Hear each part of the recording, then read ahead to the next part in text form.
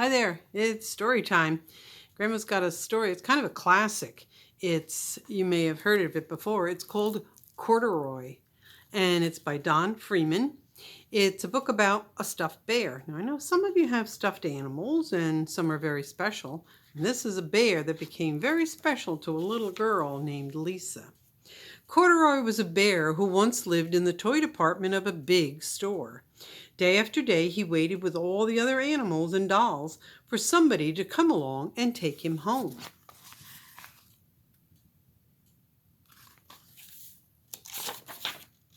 The store was always filled with shoppers, buying all sorts of things, but no one ever seemed to want a small bear in green overalls.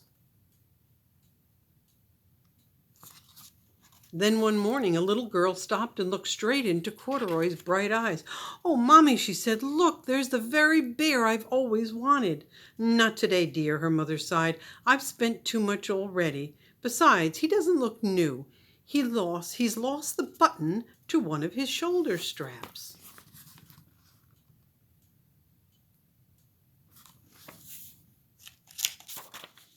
Corduroy watched them sadly as they walked away. "I didn't know I'd lost a button," he said to himself. "Tonight I'll go see if I can find it."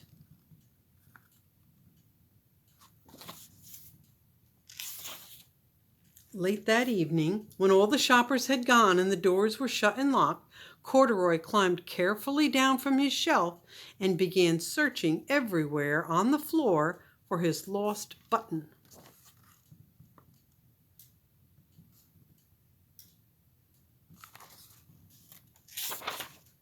Suddenly, he felt the floor moving up under him. Quite by accident, he had stepped onto an escalator, and up he went. Could this be a mountain? He wondered. I think I've always wanted to climb a mountain.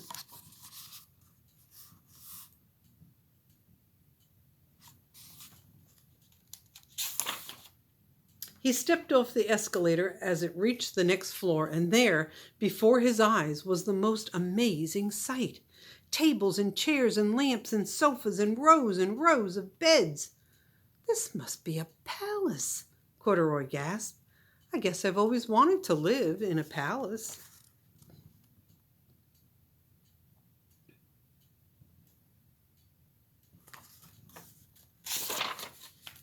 He wandered around admiring the furniture. "This must be a bed," he said. "I've always wanted to sleep in a bed." And up he crawled onto a large, thick mattress. All at once he noticed something small and round.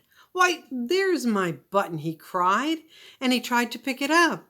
But like all the other buttons on the mattress, it was tied down tight.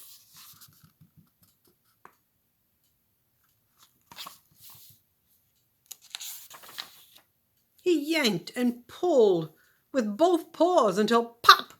Off came the button, and off the mattress Corduroy tumbled, bang, into a tall floor lamp. Over it fell with a crash.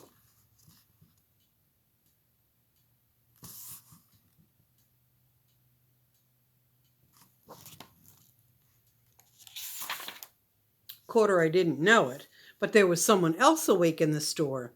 The night watchman was going his rounds on the floor above. When he heard the crash, he came dashing down the escalator.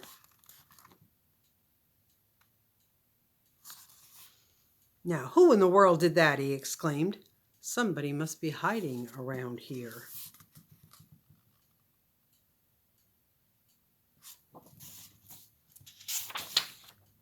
He flashed his light under and over sofas and beds until he came to the biggest bed of all, and there he saw two fuzzy brown ears sticking up from under the cover. "Hello," he said. "How did you get upstairs?"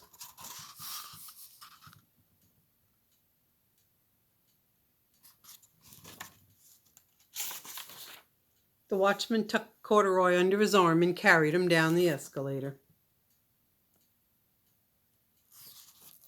and set him on the shelf in the toy department with the other animals and dolls.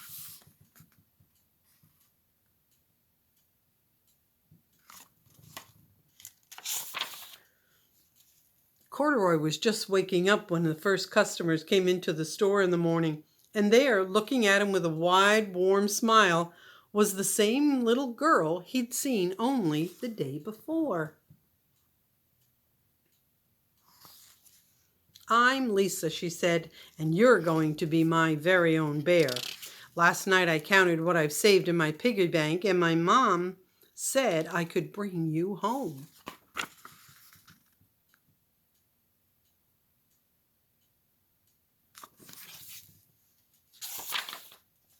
"Shall I put him in a box for you?" the saleslady asked. "Oh, no, thank you," Lisa answered, and she carried Corduroy home in her arms.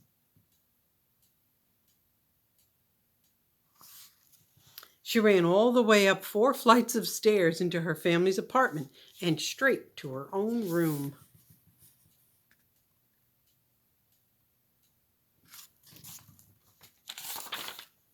Corduroy blinked.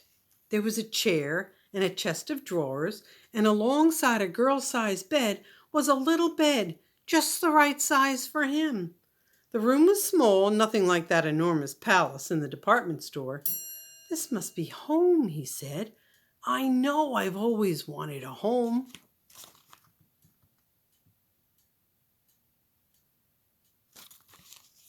Lisa sat down with Corduroy on her lap and began to sew a button on his overalls. "I like you the way you are," she said, "but you'll be more comfortable with your shoulder strap fastened."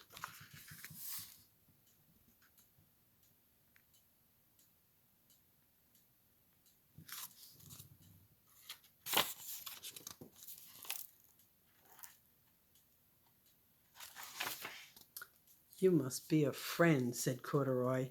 "I've always wanted a friend." "Me too," said Lisa, and gave him a big hug.